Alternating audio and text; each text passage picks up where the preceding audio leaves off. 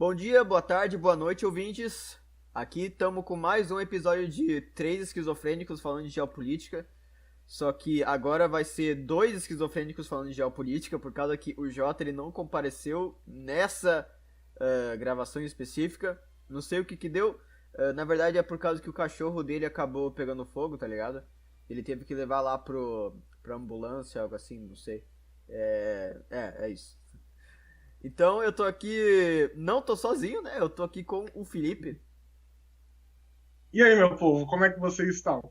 E- Hoje não vai ser um episódio de três esquizofrênicos falando sobre geopolítica, vão ser dois, mas a gente tem bastante coisa para falar. E o assunto de hoje é um assunto que é um dos mais relevantes da geopolítica, eu acredito, por causa que quando se trata de conflitos que podem acontecer a qualquer momento, esse é meio que o mais provável, que é o de China e Taiwan.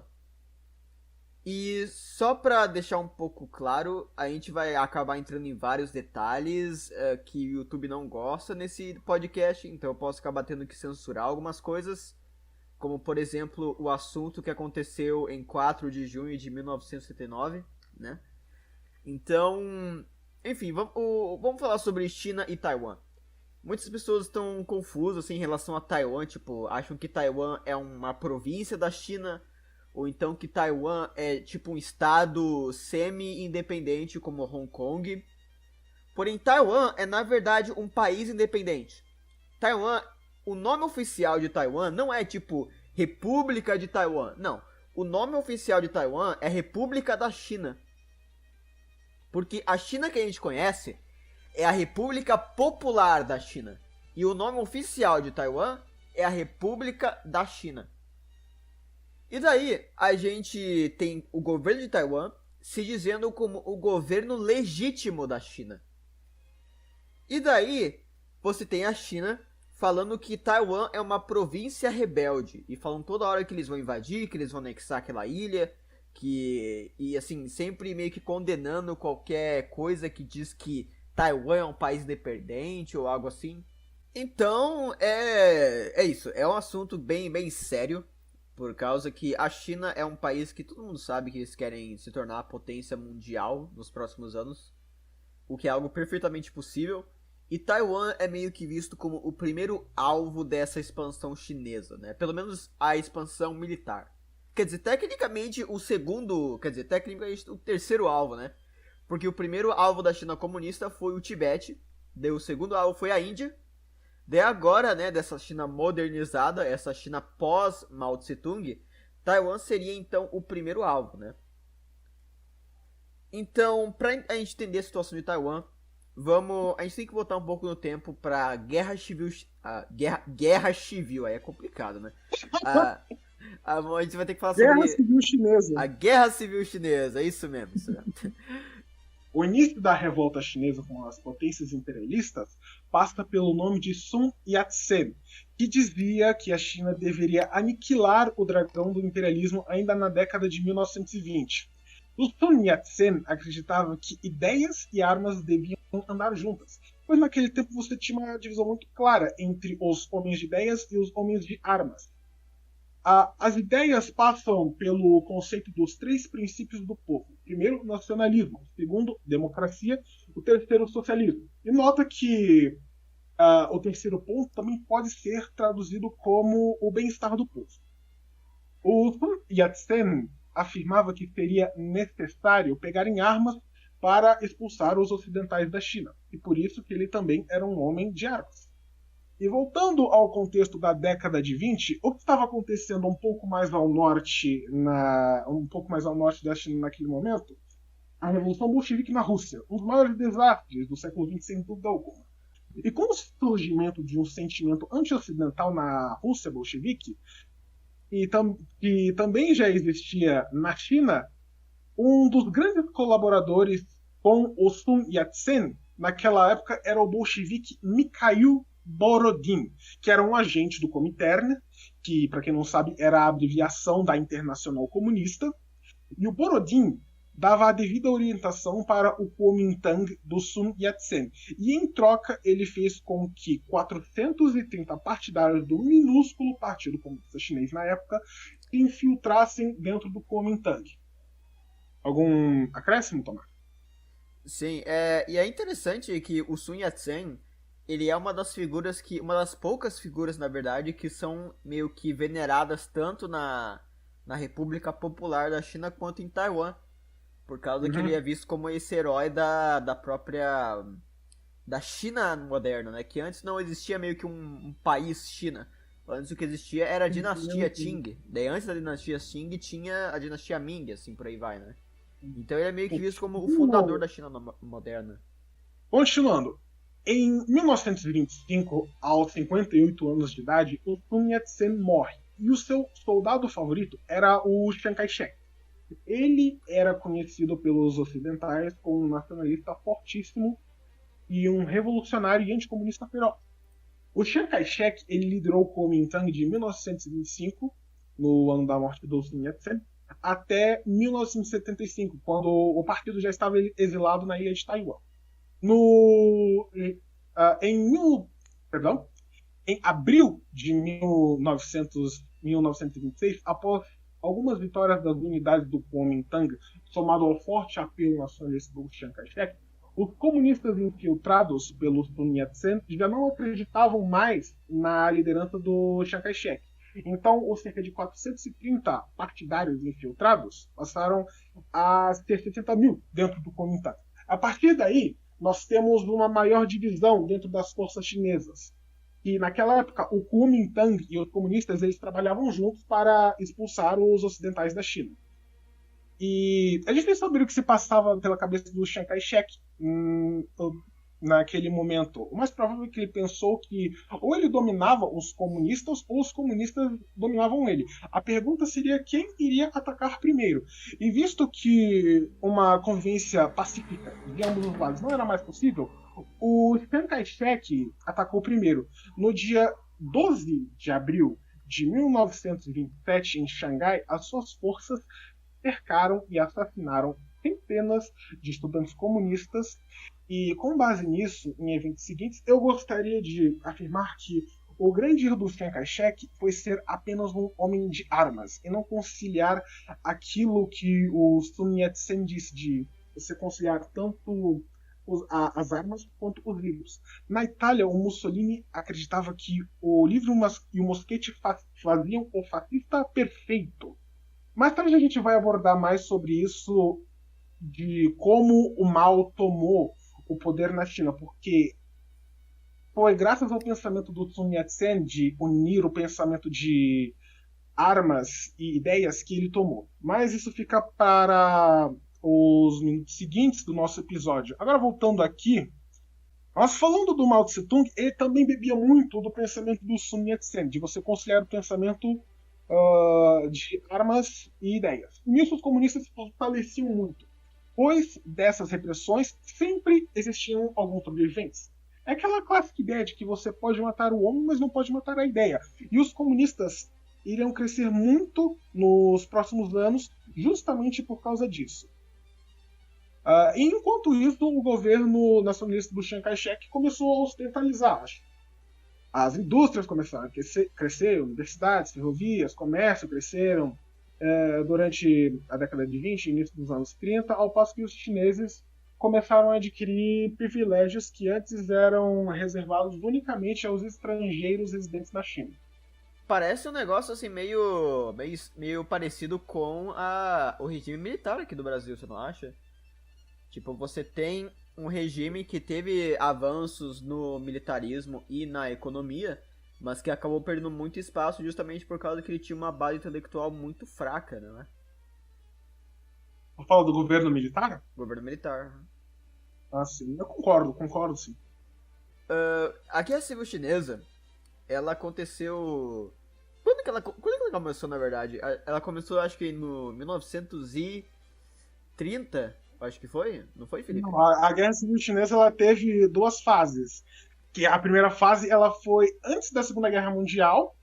A primeira fase foi antes da Segunda Guerra Mundial e a segunda fase foi depois. Daí, basicamente, a China naquela época, ela era governada por uma ditadura militar liderada pelo Chiang Kai-shek. Porém, o governo de Chiang Kai-shek não tinha meio que uma centralização muito forte, digamos assim, por causa que ele permitia que vários grupos e generais formassem meio que seus próprios estados semi-independentes pela China. Esse foi o fenômeno que ficou conhecido como o período dos warlords, ou de senhores de guerra. E daí o Chiang Kai-shek poderia ser visto como o mais poderoso desses senhores de guerra, já que ele governava a maior parte da China. Lembrando que naquela época, boa parte da China era dominada pelo Japão. Então, do nada surge Mao Tse-tung e o Partido Comunista Chinês, que foi um movimento comunista que surgiu no sul da China, dentro do território do Chiang Kai-shek. E na verdade não foi no território do Chiang Kai-shek, acredito que foi no território de outro warlord chinês.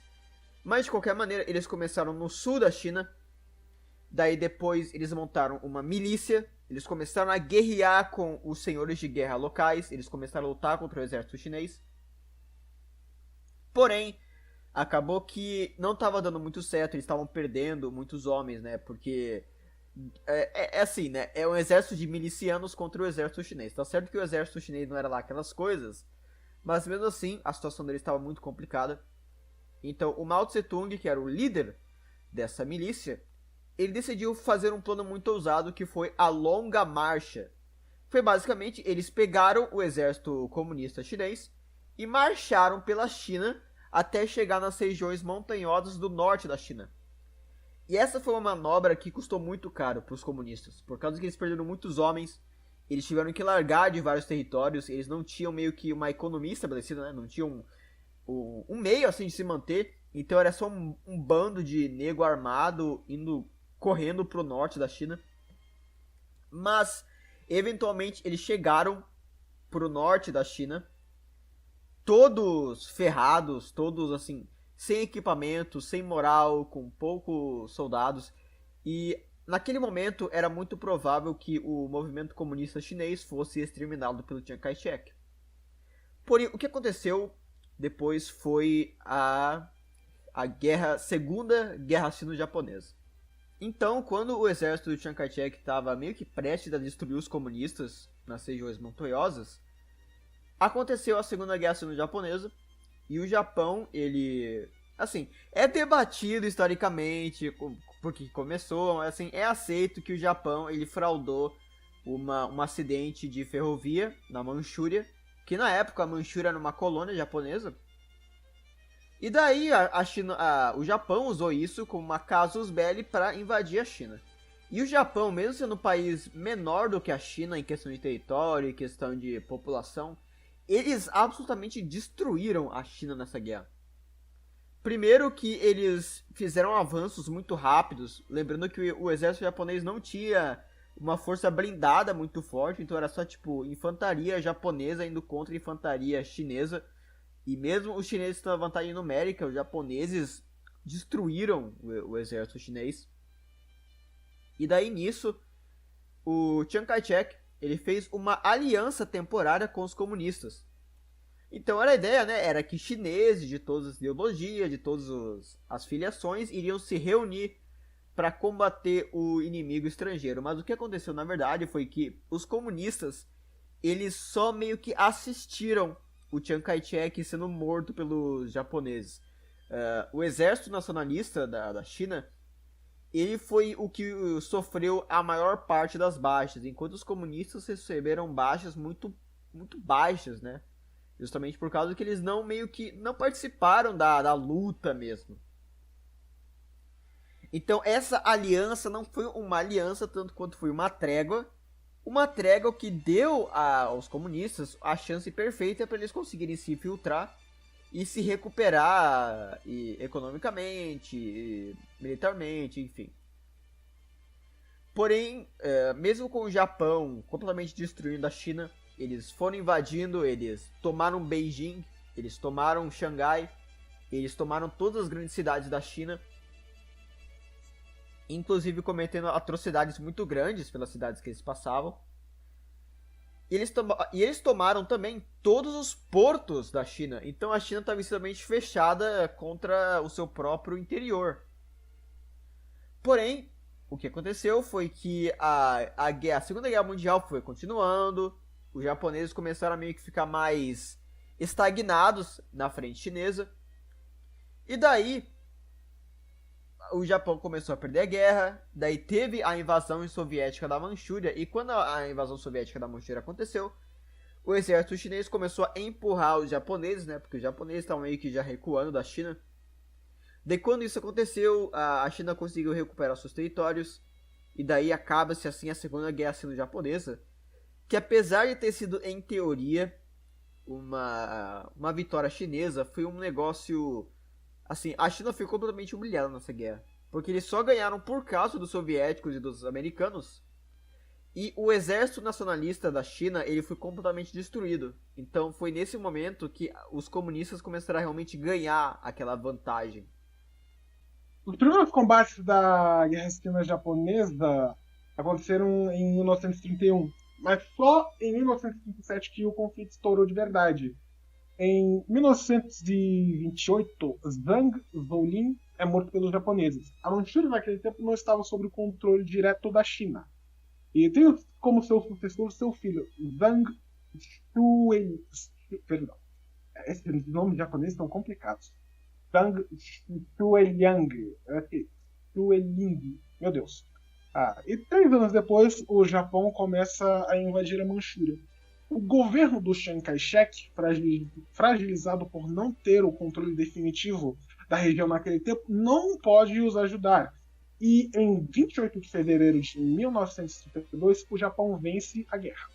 4 anos depois, em 1936, Mao Tse-tung clama por uma paz momentânea com o Chiang Kai-shek, dizendo que naquele momento todos deveriam se focar na guerra contra o Japão. E assim a primeira fase da Guerra Civil Japonesa, que vinha correndo desde 1927, tem fim. Inicialmente, o Chiang Kai-shek ele não aceitou a paz, mas dada a tradição japonesa de sempre atacar primeiro, ele achou que seria a melhor coisa a fazer. Tanto que em julho de 1937, a invasão japonesa da China começa a todo vapor. Ao passo que em setembro daquele ano, Xangai é completamente dominada e boa parte das conquistas que o Chiang Kai-shek trouxe para a China nos anos anteriores foram destruídas pelos japoneses. Enquanto isso, no norte da China, uma visão diferente da China guiava o amanhã dos comunistas nas montanhas de Yunnan. A frente unida entre o Partido Comunista e o Kuomintang é dissolvida. Os generais bolcheviques chineses já não mais obedeciam às ordens do Chiang Kai-shek. E essa estratégia fazia com que os comunistas travassem uma guerra independente contra o Japão. Tem um documentário muito bom que eu achei no YouTube quando eu estava pesquisando sobre o roteiro desse vídeo, que é China, The Roots of Madness. China, as origens da loucura, que tem ótimas informações sobre o tempo desde a Guerra do Ópio até os anos 50, pouquinho depois da Guerra Civil ter terminado. Mas continuando aqui. O Mao afirma que os comunistas não vão perder a guerra contra o Kuomintang, mesmo eles tendo eletricidade, aeronaves, tanques, etc. E eles, os comunistas, não tendo nada. Entretanto, o Mao conseguiu formar uma doutrina de guerrilha muito forte e no tempo que os comunistas estavam em... O Mao conseguiu formar uma doutrina de guerrilha muito forte no tempo que os comunistas estavam em Yunnan. Em um ano, os comunistas conseguiram juntar mais de 2.000 soldados novos, que é consideravelmente um número grande. O Mao sabia que os japoneses poderiam capturar as grandes cidades, mas se os comunistas conseguissem se segurar no norte e recrutar novos homens, eles estariam bem para os combates futuros. Ao passo que os chineses não tinham a tecnologia suficiente para segurar o avanço japonês. E no verão de 38, todas as fortalezas do Chiang Kai-shek caem. Assim, a primeira fase da guerra sino-japonesa é encerrada em 1938 com a vitória do Japão. Falando da segunda fase da Guerra Civil Chinesa. Em 1945, o Japão se rende com o bombardeamento de Hiroshima e Nagasaki. Os Estados Unidos, que tinham relações próximas com o Chiang Kai-shek, convidam os seus homens para representarem a China nos julgamentos japoneses, enquanto que os comunistas estão ausentes nesses julgamentos. A volta da Guerra Civil Chinesa ainda estava por vir. Para parar uma perspectiva terrível, o general americano Patrick Hurley foi nomeado como embaixador da China. E ele viaja para Yan'an, onde os comunistas estavam há anos, e pede para que o Mao para que deixe a paz acontecer, já que a guerra acabou. E que, com a mediação americana, o Mao e o Chiang Kai-shek poderiam dividir o país politicamente. Mas os exércitos rivais seriam unidos num governo central. Quando o Mao chegou nos Estados Unidos para discutir os termos, ele encontrou as lideranças do Kuomintang e essa foi a primeira encarada desde o rompimento de ambos em 1927. As negociações avançaram. E em janeiro de 46, os representantes do Kuomintang e do Partido Comunista celebraram um cessar-fogo com um aperto de mãos. Entretanto, 2 meses depois, o combate voltou a ocorrer. Um lado acusava o outro de ter violado o acordo de cessar-fogo. A indústria que o Japão construiu na região foi forçada. Não, perdão. O Japão tinha construído uma indústria na região, só que eles foram forçados a deixar para trás como o grande prêmio da guerra no verão de 1946. Chiang Kai-shek volta com o governo do Kuomintang para Nanquim. E os americanos advertiam que essa era a hora para ele ganhar o coração do povo chinês. Entretanto, o Chiang Kai-shek acreditava que a força e os suprimentos que ele tinha dos americanos iriam ganhar a guerra, iriam fazer com que ele ganhasse a guerra. No verão de 1948, o Mao faz o seu movimento derradeiro, um ataque frontal na Manchúria, onde os guerrilheiros emergiam para o campo de batalha, que antes estavam escondidos, armados com tanques, artilharia e armas capturadas, ao passo que as guarnições do Chiang Kai-shek foram completamente isoladas. Em novembro de 1948, a Manchúria cai e o pânico toma conta do Kuomintang no norte da China. Dezenas de unidades e divisões completas foram rendidas pelos comunistas, ao passo que eles conseguiram capturar uma boa parte do que os americanos tinham dado para o Kuomintang no curso da guerra. Em novembro de 48, o Chiang Kai-shek busca mais apoio dos Estados Unidos. Mas o presidente americano na época, Harry Truman, pensava que o envolvimento americano na guerra deveria acabar. Afinal, era uma guerra perdida. E no final da guerra, em janeiro de 49, o Chiang Kai-shek foi substituído na liderança do Kuomintang. No dia 1º de abril, o Kuomintang enviou um emissário para Pequim para buscar uma paz com os comunistas, mas sem sucesso. No curso final da guerra, os comunistas precisavam atacar a capital da China controlada pelo Kuomintang para vencer a guerra, que era Nanking. Mas o Kuomintang estava com uma moral tão baixa que a vontade de lutar tinha se tornado mera poeira, digamos assim. A moral das tropas do Kuomintang estava baixíssima, ao passo que eles simplesmente abandonaram o conflito. E agora as forças do Kuomintang remanescentes embarcaram para a ilha de Formosa. A ilha de Formosa, que a gente conhece atualmente como Taiwan, no dia 27 de maio de 1949. E, sendo assim, os comunistas declararam vitória na guerra civil japonesa. Japonesa não, chinesa. Daí, quando eles se exilaram para Taiwan, os nacionalistas, inicialmente era uma ditadura militar. Porém, conforme o tempo, conforme nós tivemos assim, influência ocidental, assim, natural dentro de Taiwan, a gente viu o fim da lei marcial em Taiwan e daí o país começou a se transicionar para uma democracia liberal, onde o Kuomintang iria continuar vencendo as eleições democráticas até as últimas eleições. E Taiwan, ela meio que virou uma ilha até que relativamente pobre, acredito, até o século XXI, onde nós tivemos uma industrialização de Taiwan, e Taiwan meio que se tornou um grande hub para a produção e exportação de chips.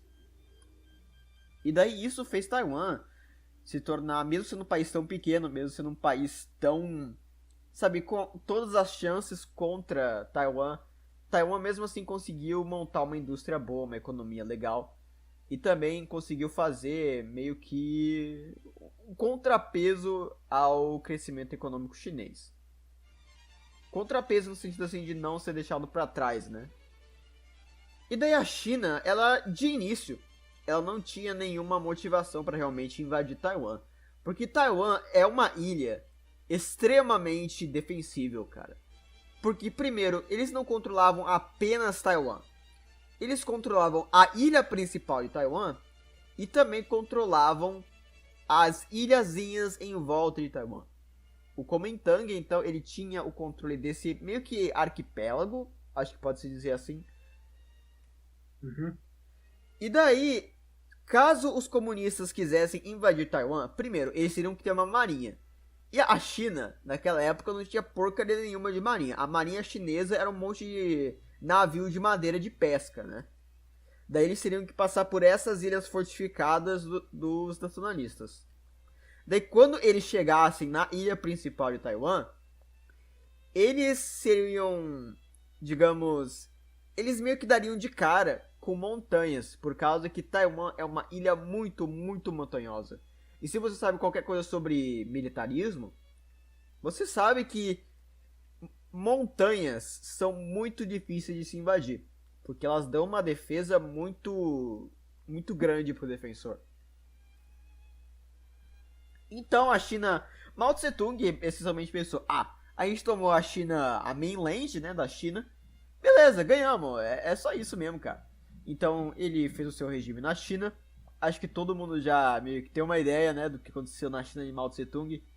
Não foi muito bom, mas é, é assim, a China de Mao Tse Tung, além de ter sido um regime que milhões de pessoas morreram de fome ou assassinados pelo Estado, nós tivemos também invasões internacionais perpetuadas pela China.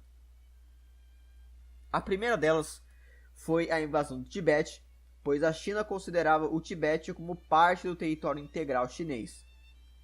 E o Tibete, apesar de ser um país assim que, apesar da China não ter um exército muito forte, Tibete tinha um exército ainda pior, né? Era um monte de monge no meio da montanha. Então, a China conseguiu tomar o Tibete facilmente.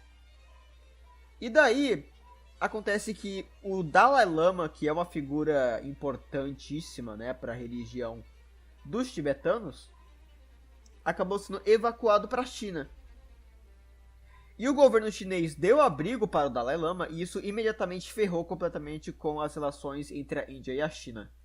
Porque a China estava toda hora falando, né, que eles tinham que extraditar o Dalai Lama, a Índia falava que não. E daí, isso combinado com outras disputas territoriais, acabou resultando na primeira guerra sino-indiana, que foi uma guerra de pequena escala, acredite ou não, e que acabou com uma vitória da China. Anos e anos depois, Mao Tse Tung morre, vêm os seus sucessores, em particular um homem chamado Deng Xiaoping, que completamente modernizou a China comunista. Esse cara foi um dos maiores estadistas do século XXI, acredito. Século XX, quer dizer. Por causa que ele meio que criou essa China moderna que a gente conhece. E daí, conforme o tempo foi passando, a questão de Taiwan foi se tornando cada vez mais relevante. Por causa que Taiwan era de repente visto como uma possibilidade e uma ameaça cada vez mais grande para o governo chinês.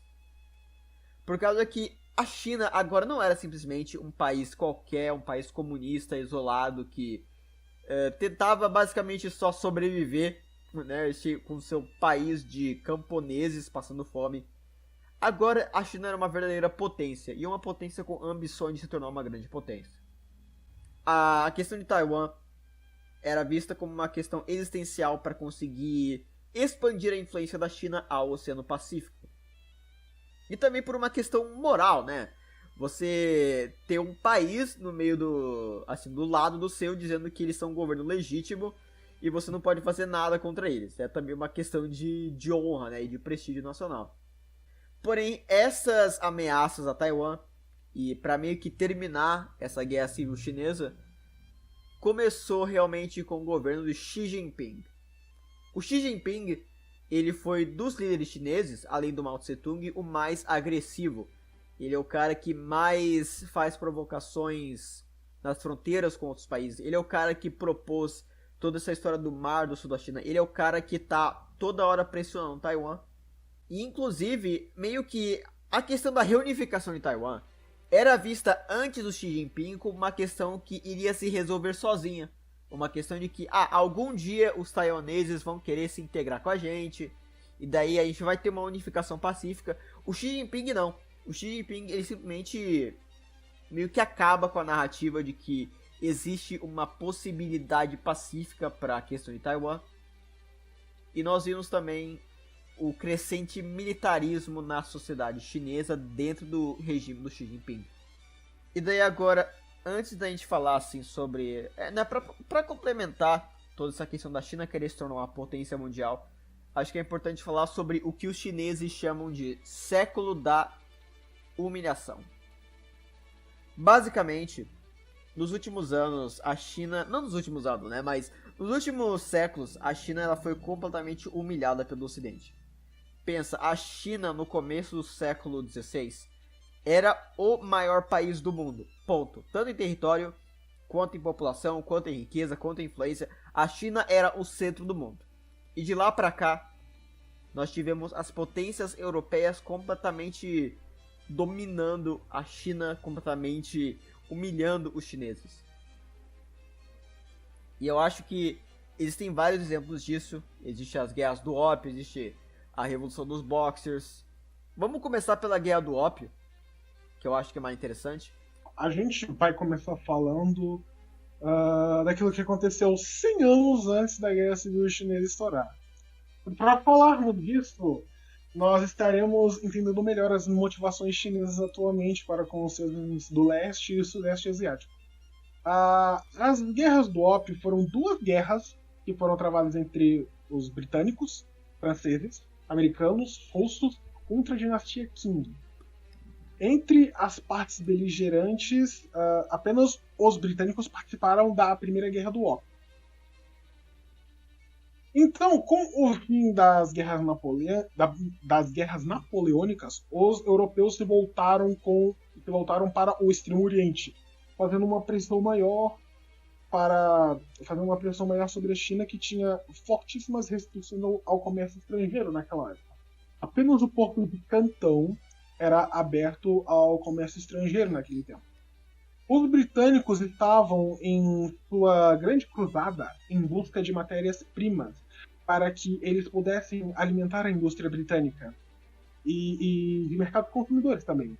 Os chineses eram os grandes produtores de porcelana, chá e seda, e a única substância naquele tempo que despertava o interesse dos chineses era o ópio, que é um entorpecente original da Índia, altamente viciante, cujos britânicos ilegalmente traficavam tal substância para a China e às vezes forçavam seus habitantes a consumir tal droga, criando assim uma grande dependência química dos mesmos, fazendo com que eles tivessem grandes lucros com o comércio local. A Primeira Guerra do Ópio tem início em 1839 e é encerrada em 1842. O resultado para a China foi um completo desastre. Em 1842, a China, completamente humilhada, teve que assinar um tratado de paz, onde eles iriam abrir mais 4 cidades costeiras para os mercadores britânicos e seu ópio. Além do porto de Cantão, que já era aberto para o comércio estrangeiro, a China foi forçada a abrir os portos de Suzhou, Xiamen, Ningbo e Xangai, e além de pagar uma indenização pesada e entregar a ilha de Hong Kong para o domínio britânico por 155 anos. sucesso da campanha britânica na China, diversas outras potências passaram a demandar privilégios, colônias, concessões, etc. do território chinês. Os americanos, franceses, russos, alemães estavam envolvidos nessas pressões que eles exerciam na China. E eles fizeram isso por quase 200 anos. O atual governo comunista chinês afirma que, no passado, os chineses foram feitos de escravos dentro do seu próprio país. E que, portanto, as violações nas extrações de matéria-prima em regiões marítimas de outros países é algo que pode ser justificado, já que a China foi completamente humilhada por essas potências ocidentais cerca de 200 anos atrás. Seguindo, a gente tem que falar da Guerra dos Boxers. A Guerra dos Boxers aconteceu algumas dezenas de anos depois da Guerra do Ópio, onde houve uma outra rebelião contra os ocidentais, e esse conflito tem esse nome pois foi um levante anti-ocidental e anticristão que aconteceu na virada do século XIX para o século XX na China, onde os praticantes do boxe tradicional chinês, onde seus membros acreditavam que poderiam vencer os ocidentais que usavam armas de fogo de última geração apenas com as artes marciais. Os Boxers eram uma organização de artes marciais que culpava os problemas da China causados pelas colônias ocidentais na China, propriamente. E eles não usavam armas de fogo, apenas artes marciais e espadas chinesas. Os Boxers acreditavam que eles deveriam matar todos os colonos ocidentais e todos os cristãos chineses. E segundo eles, eram ocidentalizados. No verão de 1900, o príncipe Zai Yi, não sei se estou pronunciando certo, é Z-A-I-Y-I, autorizou os Boxers a entrarem em Pequim e matarem todos os colonos ocidentais e cristãos chineses.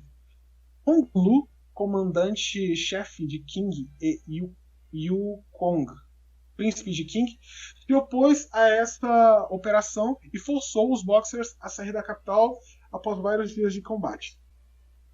A maioria das vítimas da Guerra dos Boxers eram cristãos chineses, mas o massacre de milhares de cristãos chineses também era de interesse do mundo ocidental, cujo a opinião pública dos países que tiveram colonos mortos por rebeldes chineses clamavam por uma resposta apropriada. Assim, o Reino Unido, Estados Unidos, Japão Imperial, a França, Rússia Czarista, Alemanha Imperial, Áustria-Hungria e Itália formaram a Aliança das Oito Nações. E quando os Boxers começaram a matar os ocidentais, as notícias das atrocidades cometidas contra as pessoas brancas na China causaram um ódio racial considerável no Ocidente, e não seria de se estranhar que a aliança fizesse uma resposta à altura. Os europeus viam a rebelião dos Boxers como uma guerra racial contra os europeus.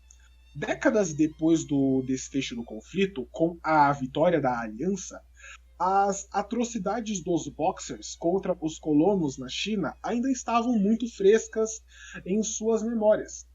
E as histórias das atrocidades cometidas pelos Boxers foram utilizadas para criar uma narrativa anti-chinesa chamada de Perigo Amarelo. E foi uma tentativa de criar um estereótipo racial, e os chineses têm um medo irracional e um ódio mortal dos ocidentais, que acabou sendo definido como boxerismo. Uma das grandes novelistas americanas do século passado, Pearl Buck, estava na China naquele momento. E ela relatou no documentário que eu citei anteriormente, China, as origens da loucura, e o que se falava era que todas as pessoas brancas na China deveriam ser mortas, especialmente em Shandong, no norte do país, onde diversos missionários foram mortos. Ela ainda relata que, por sua sorte, e por ela estar na província de Jiangsu, ela ficou longe da maior histeria anti-ocidental na China. Os Boxers estavam em grande desvantagem por não usarem armas de fogo. até que em setembro de 1901 eles foram derrotados pela Aliança das Oito Nações. E para complementar a rebelião dos Boxers, é algo que nós podemos comparar com aquilo que vem acontecendo na África do Sul, de um sentimento anti-europeu ocasionado pela presença de europeus na região. A rebelião dos Boxers tinha o objetivo de assassinar o maior número possível de europeus e cristãos chineses. E atualmente existe na África do Sul um partido, digamos assim, bolchevique, onde o seu líder, Julius Malema, prega o assassinato dos boeres na África do Sul, que ele também tem relações bastante próximas com a Rússia e a China atualmente. Falando da Primeira Guerra Sino-Japonesa, alguns anos antes da rebelião dos Boxers, nós tivemos a Primeira Guerra Sino-Japonesa, que durou de agosto de 1894 até abril de 1895. A China estava sendo um curral para as potências ocidentais. E nisso, o Japão, que nunca teve boas relações com a China, decidiu abocanhar um pedaço da carne chinesa também. Na Primeira Guerra Sino-Japonesa, o Japão, detentor de tecnologias mais avançadas, derrotou a China naquele tempo. Na Coreia, você tinha alguns setores coreanos insatisfeitos com a administração chinesa, que era marcada por uma corrupção massiva de seus governantes. E em 28 de março de 1894, um ativista coreano pró-japonês chamado Kim Ok-kyun foi assassinado em Xangai pelos chineses. E por causa disso, o Japão tomou essa ação como uma afronta direta. Então, digamos que o grande estopim para a Primeira Guerra Sino-Japonesa foi o assassinato de um ativista coreano pró-japonês. Com a derrota chinesa na Primeira Guerra Sino-Japonesa, o Japão obteve o controle da ilha de Formosa, que nós conhecemos hoje como Taiwan, e a Ilha dos Pescadores, localizada estrategicamente no Oceano Índico. O Japão também conquistou a Coreia para a sua esfera de influência, que antes estava sob o domínio chinês. E ainda em 1910, a Península Coreana foi definitivamente anexada ao Império Japonês. Então, por que a gente tá falando assim, de repente, assim, sobre tudo isso, sobre essas derrotas chinesas aí? É justamente por causa pra você meio que se colocar nos pés de um chinês, cara. Então pensa, o seu povo, ele foi humilhado, o seu povo, ele foi derrotado em várias guerras, ele foi literalmente, digamos, como que eu posso falar de uma maneira aqui? Eu vou falar e daí eu vou censurar depois. O seu povo foi literalmente em várias guerras. Então, no episódio da Ucrânia, não sei se foi no primeiro ou no segundo, eu tinha falado que a Ucrânia, ela tá sendo literalmente gangbangueada, sofrendo um gangbang dos ocidentais liberais e da Rússia do Putin. Então é exatamente isso que aconteceu na China, 200 anos atrás. Exato, cara. Então imagina, tipo, o seu povo é humilhado completamente, mesmo você sabendo que o seu povo é capaz de ser, tipo, o maior país do mundo, tá ligado? Em território, em população, em recursos naturais. A China tem tudo e eles foram consistentemente humilhados pelo Ocidente. E agora, você tem uma China modernizada, uma China que é rica, uma China que desafia os Estados Unidos. E daí, com essa nova onda de nacionalismo chinês, o que é Taiwan? Taiwan é um obstáculo a ser passado, digamos assim, a ser ultrapassado. Então, a questão de Taiwan para os chineses não é simplesmente uma questão estratégica, é uma questão de cultura, é uma questão simbólica. Acreditam-se que quando a China anexar Taiwan já poderia ser considerado o fim da era da humilhação, digamos assim, né?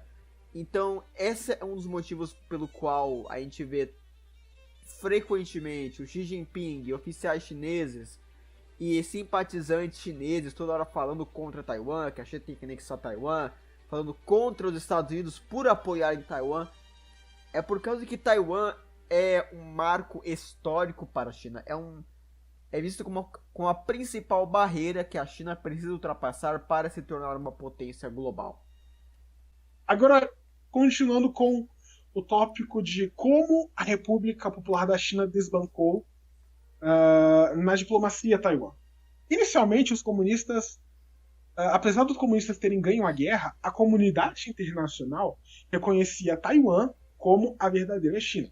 Mas nós sabemos que a China continental tem uma população gigantesca, um mercado gigantesco que as empresas, os países estão sempre cobiçando. E no mundo atual, que vê o mercado como importantíssimo, o reconhecimento da China verdadeira teve o seu giro de 360 em 1972, quando o presidente americano Richard Nixon fez uma visita ao país, visto que a China, naquele momento, já vinha bem satisfeita com os rumos que o comunismo estava indo na União Soviética. E por mais que o Mao e o Stalin tivessem sido muito amigos, a China e a União Soviética sempre brigaram para ver quem seria o Estado comunista dominante. A União Soviética tinha vários estados satélites ao seu redor, e também serviam de estados tampões, especialmente ali no leste europeu. Deixa eu ver onde eu parei. Ah, tá. E esses estados tampões serviam para que os ocidentais não tivessem caminho livre até Moscou. Só que com a China foi diferente. A China se recusava completamente a ser mais um desses estados satélites.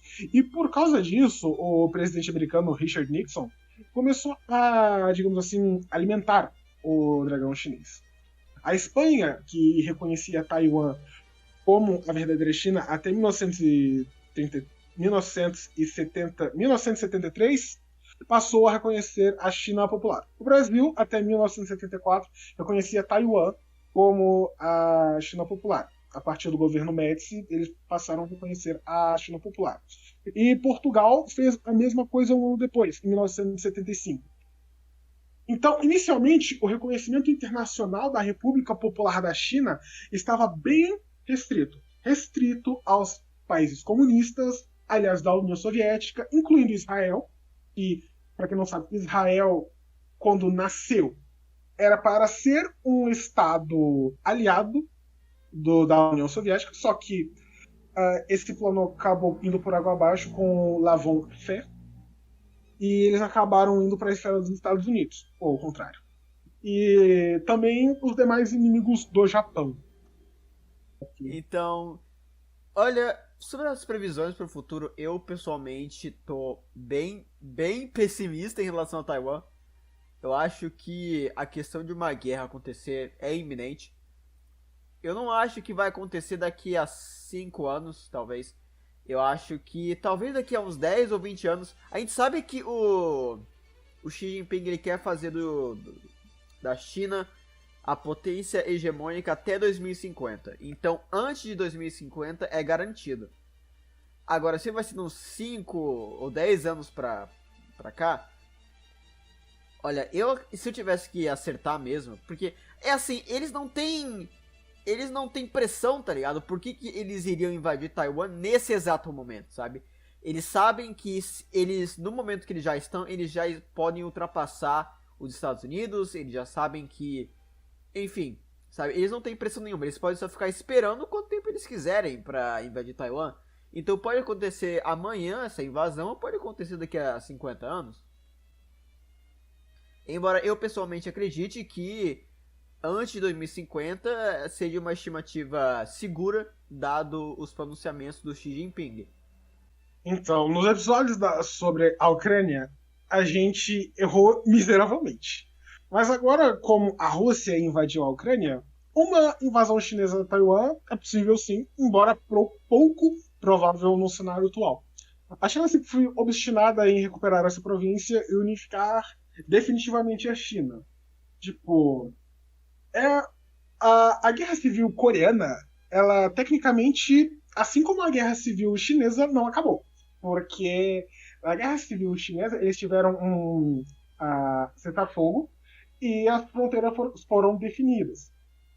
É o papo do Paralelo 38, é isso, né? Não sei. E a Guerra Civil Chinesa, tecnicamente, ainda não acabou, embora o conflito armado tenha acabado em 49, já que o Kuomintang se exilou na ilha de Taiwan. Mas, voltando aqui, a China sempre foi obstinada em recuperar essa província e unificar definitivamente a China. Embora para a gente seja um mero pedaço de rocha, comparado ao que as Falklands são para a Argentina, para os comunistas da China, Taiwan vale muito. Uma coisa que aconteceu na invasão russa foi o acontecimento de diversos boicotes e sanções à Rússia. Agora, caso uma invasão de Taiwan ocorra, é pouquíssimo provável que a China sofra retaliações econômicas. Afinal, atualmente o mundo depende muito da China. O domínio chinês que a China alcançou no resto do mundo pelas forças econômicas não foi obtido por vias comunistas. Foi obtido por vias liberais. Mas, apesar disso, eles são comunistas mesmo assim. É tecnicamente como se fosse um híbrido. Um híbrido de liberalismo e bolchevismo, que a gente pode resumir assim a atual política chinesa. É isso. Então, assim acho que já termina mais um episódio aqui do 3 Esquizofrênicos falando de geopolítica. Eu ainda falo 3 por causa Hoje, que... 2. Hoje 2, mas o Jota tá aqui em espírito, né? Então, muito obrigado, ouvintes, por ficar com a gente. E confira os outros vídeos aqui, confira os outros podcasts, confira os outros episódios se você não assistiu. E muito obrigado, Deus abençoe todos vocês. Tchau, tchau, foi um prazer. Até mais. Até!